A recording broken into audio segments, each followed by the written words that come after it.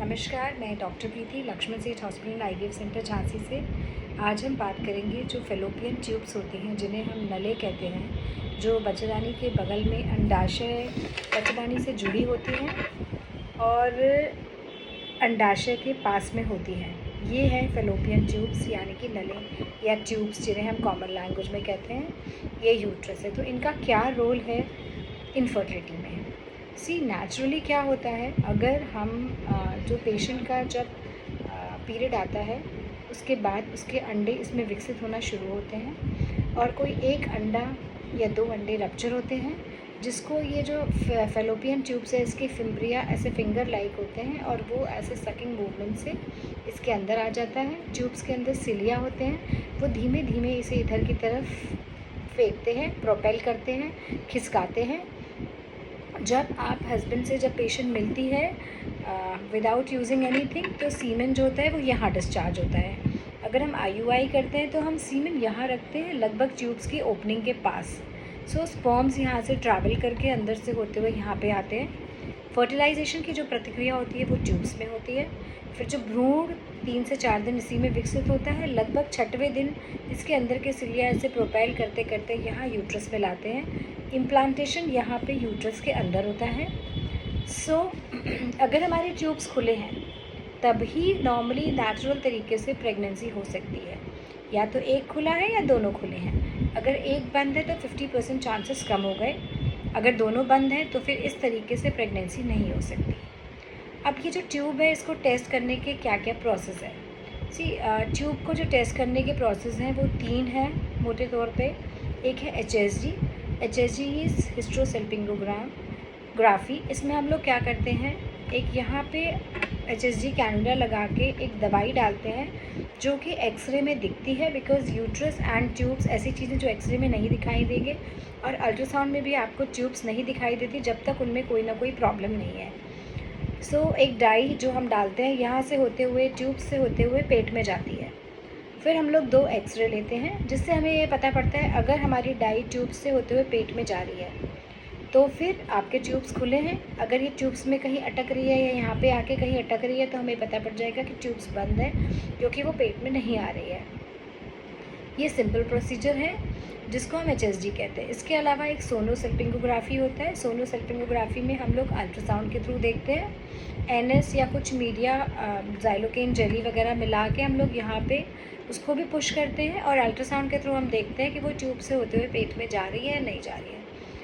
तीसरा तरीका होता है जिसको हम लैप्रोस्कोपी हिस्ट्रोस्कोपी कहते हैं। उसमें 1 दिन के लिए एडमिट होना पड़ता है। इन्वेजिव प्रोसीजर है। यूजुअली हम लोग लैप्रोस्कोपी हिस्ट्रोस्कोपी का कोई इंडिकेशन होता है तभी करते हैं। जस्ट ट्यूब्स का स्टेटस देखने के लिए लैप्रोस्कोपी हिस्ट्रोस्कोपी नहीं करते। अगर कुछ भी एसोसिएटेड साथ में है, समझिए पहले HSG हुआ, इसमें ट्यूब ब्लॉक थे, या कोई ओवेरियन सिस्ट है, या कुछ ऐसा हमें लगता है PCOD है कि हमें ड्रिलिंग करनी है, या यूट्रस में कोई सेप्टम है, तो यूजुअली हम लोग हिस्ट्रोलैप्रोस्कोपी कुछ एसोसिएटेड फीचर हो तब करते हैं, या ट्यूब्स ब्लॉक होते हैं तब करते हैं। उसमें क्या करते हैं, हम लोग पेशेंट को 1 दिन के लिए एनेस्थीसिया देते हैं और उसके बाद यहाँ से हिस्ट्रोस्कोप डाल के ट्यूब्स देखते हैं। अगर ब्लॉक है तो एक कैनुला अंदर से डाल के ऐसे डालते हुए वो पेट में आता है और वो हमें दिखता है। ट्यूब्स खोलने की कोशिश करते हैं। कई बार हम प्रेशर से डाई डाल के भी ट्यूब्स खोलने की कोशिश करते हैं और उसके बाद फिर हम लैप्रोस्कोप डालते हैं। लैप्रोस्कोप से फिर हम ट्यूब्स, ओवरी, सिस्ट, एवरीथिंग जो भी है संग में हम, this is not just a diagnostic procedure. इसमें हम सिर्फ डायग्नोसिस नहीं बनाते, हम सिर्फ देखते नहीं हैं, क्योंकि देख तो हम HSG और SSG से भी सकते हैं। इसमें हम ट्यूब्स को खोलने की कोशिश करते हैं। अगर PCOD है तो PCOD ड्रिलिंग करते हैं। यूट्रस में अगर कोई सेप्टम है, पॉलिप है, कोई ऐसी चीज़ है तो उसे भी हम निकालते हैं, और अगर ओवरी में कोई सिस्ट है तो हम उसे भी ठीक करते हैं। ये 3 तरीके हो गए। अब ये जो ट्यूब्स हैं ये डैमेज अगर हो गए हैं, कई बार क्या होता है ट्यूब्स हमें खुले दिख रहे हैं बट वो डैमेज है, उनके अंदर जो सिलिया है वो डैमेज है, तो ऐसे केसेस में भी प्रेगनेंसी नहीं आ पाती है। और कई बार ऐसा भी होता है कि उनकी जो अंदर की ल्यूमन है वो इतनी ख़राब है, वो इतनी जिगजैग है, इतनी डिस्ट्रॉयड है कि कई बार एम्ब्रियो यहाँ पर ही अटक जाता है। अगर यहाँ पर एम्ब्रियो अटक गया तो ये एक, इसको बोलते हैं एक्टोपिक प्रेगनेंसी, मतलब वो यूट्रस के अंदर नहीं है, वो यूट्रस से बाहर है। ऐसा बच्चा विकसित नहीं होगा। लगभग 6 से 8 वीक्स में ये रप्चर होगी, अंदर ब्लीडिंग होगी। तो यूजुअली अगर हम इसे टाइम से डायग्नोस कर लें तो हम लोग मेडिकल ट्रीटमेंट से ठीक कर सकते हैं। अगर ये डायग्नोसिस होने में लेट हो जाती है और अंदर ब्लीडिंग स्टार्ट हो जाती है तो फिर हमें पेशेंट को ऑपरेट करना पड़ता है। लैप्रोस्कोपी पॉसिबल है तो दैट इज़ बेटर। अगर नहीं पॉसिबल है, ज़्यादा ब्लीडिंग हो रही है, कुछ और प्रॉब्लम है, तो फिर हमें लेप्रोटमी करनी पड़ती है, मतलब पूरा पेट खोल के करना पड़ता है। सो ट्यूब्स का हेल्दी होना बहुत ज़रूरी है।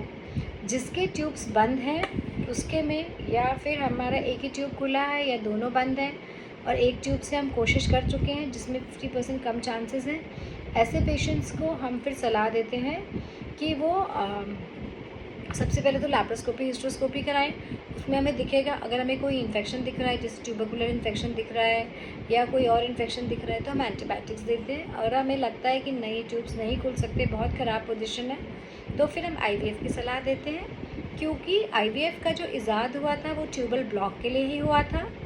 एक बार जो ट्यूब्स का काम होता है, मेनली IVF में ट्यूब्स का काम शरीर के बाहर होता है, मतलब लैब में होता है। हमने पेशेंट के अंडे अच्छे बनाए, उनको अल्ट्रासाउंड गाइडेड बाहर निकाल लिया, हस्बैंड के सीमेन से मिला के आइदर ट्रेडिशनल IVF या ICSI से उनके एम्ब्रियोज़ बना लिए और उसके बाद आराम से अल्ट्रासाउंड से देखते हुए हम यहाँ पे एम्ब्रियो को रख देते हैं, जिससे वो वहीं के वहीं एब्जॉर्ब हो जाता है और प्रेगनेंसी आने के चांसेस बढ़ जाते हैं और ट्यूब्स का काम बाईपास हो जाता है।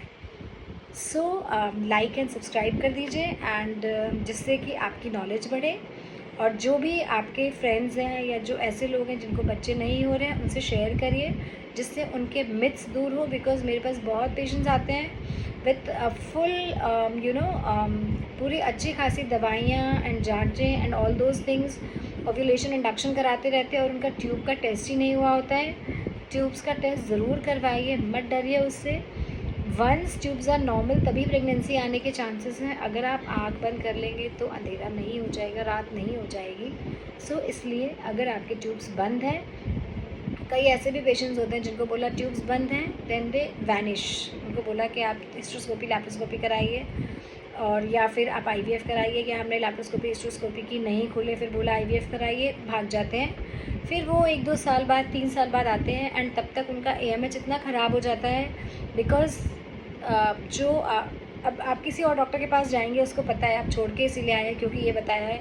सो ऑब्वियसली ओव्यूलेशन इंडक्शन और ये सब चलता रहता है, जिसके कारण हमारे फॉलिकल्स भी कम होने लगते हैं, ओवेरियन रिजर्व कम होने लगता है। सो प्रेगनेंसी तो तब भी होती है, लेकिन कई बार इतना ख़राब हो जाता है कि हमें डोनर एग्स का सहारा लेना पड़ता है। इसलिए प्लीज़ इस जांच से बिल्कुल मत डरिए, इनफर्टिलिटी के ट्रीटमेंट से बिल्कुल मत डरिए। इट इज़ अफोर्डेबल नाउअडेज़, और अपना ट्रीटमेंट ज़रूर कराइए। जितनी जल्दी एज में, जितनी कम एज में आप अपना ट्रीटमेंट कराएंगे, उतना प्रेगनेंसी होने के चांसेस और हेल्दी प्रेगनेंसी होने के चांसेस बढ़ जाएंगे। थैंक यू, नमस्कार, टेक केयर।